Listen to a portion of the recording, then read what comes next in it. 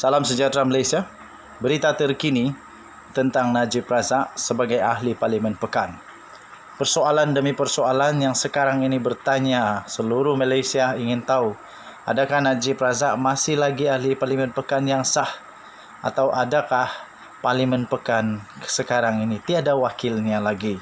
Yang kita tahu, Datuk Seri Najib Tun Razak sudah dimasukkan di penjara sudah seminggu, 2 minggu, lebih 2 minggu, menghampiri 1 bulan bagi saya, dia sudah masuk di penjara. Dan paling hebat lagi, dia baru masuk penjara sudah banyak kontroversi. Kononnya Najib tidak tinggal di sel dia lah, kononnya dia diberikan bilik sel tahap VIP kayangan lah, ada aircon lah, macam-macam lah, tapi semua dinafikan. Dan terbaru dikatakan Najib Razak tinggal di rumah pegawai pun dinafikan. Semua itu tak betul. Dan pegawai penjara, jabatan penjara akhirnya mendedahkan bahawa Najib Razak dilayan sama rata.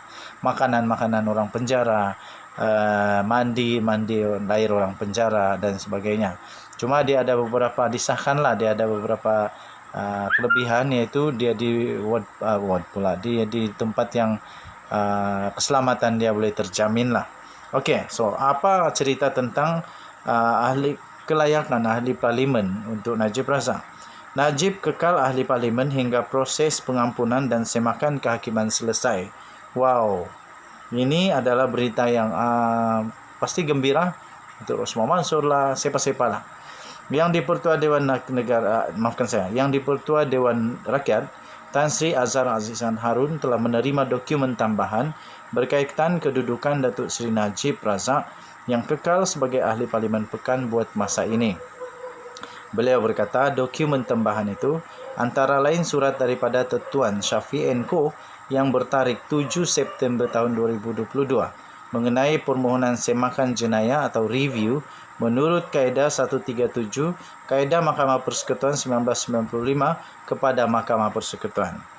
Katanya yang turut dilampirkan adalah dokumen notis usul bertarikh 6 September 2022. Afidavit sokongan yang diikrarkan oleh Datuk Seri Najib Razak pada 6 September 2022 dan perakuan segera bertarikh 6 September 2022.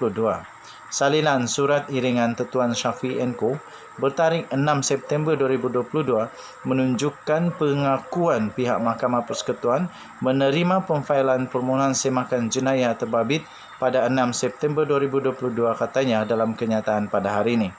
Azhar berkata beliau sudah meneliti usul terbabit dan mendapati bahawa ia satu prosiding mahkamah berkenaan dengan sabitan dan hukuman terhadap Najib dan tergolong dalam prosiding dengan mahkamah yang lain berkenaan dengan sabitan dan hukuman seperti yang diperuntukkan di dalam perkara 48/4/B Perlembagaan Persekutuan. Oleh kerana usul ini difailkan dalam masa 14 hari dari tarikh keputusan Mahkamah Persekutuan, iaitu pada 23 Ogos 2022, berdasarkan perkara 48/4/B Perlembagaan Persekutuan, kuat kuasa kehilangan kelayakan Najib hanya akan berlaku setelah usul terbabit dibereskan.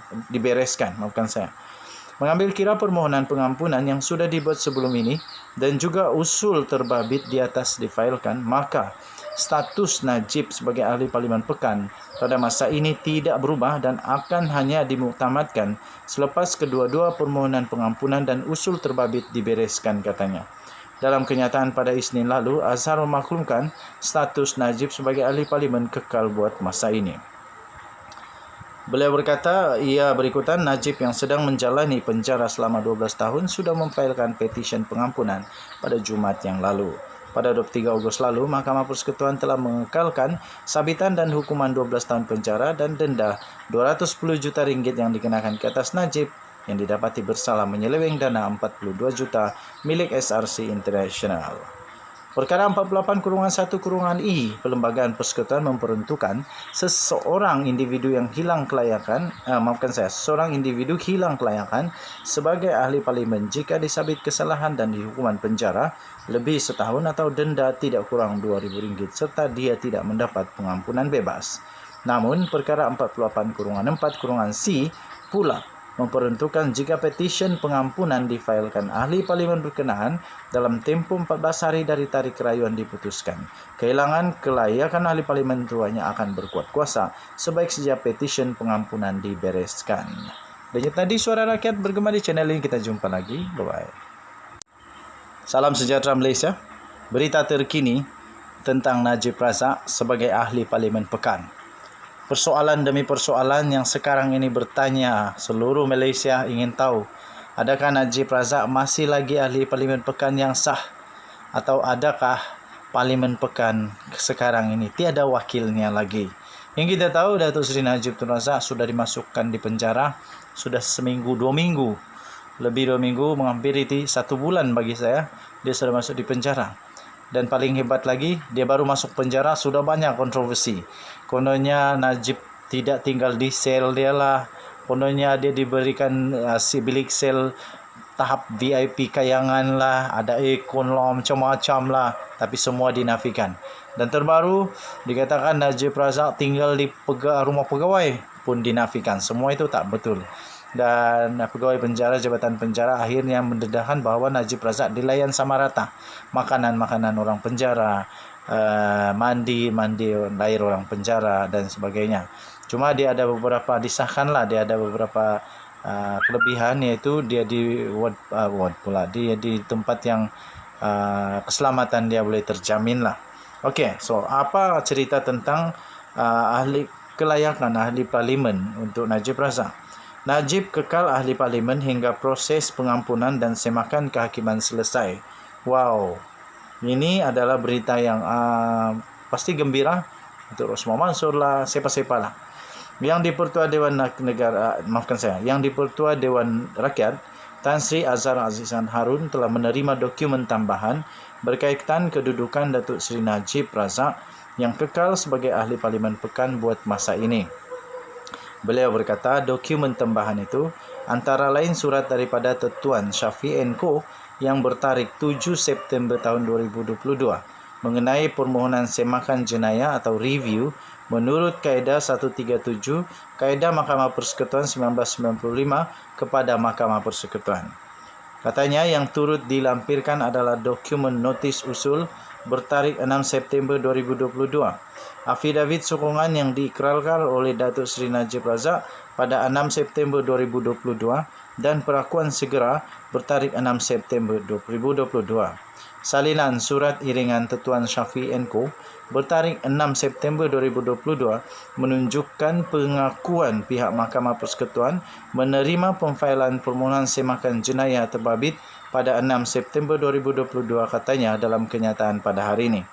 Azhar berkata beliau sudah meneliti usul terbabit dan mendapati bahawa ia satu prosiding mahkamah berkenaan dengan sabitan dan hukuman terhadap Najib dan tergolong dalam prosiding dengan mahkamah yang lain berkenaan dengan sabitan dan hukuman seperti yang diperuntukkan di dalam perkara 48/4/B Perlembagaan Persekutuan.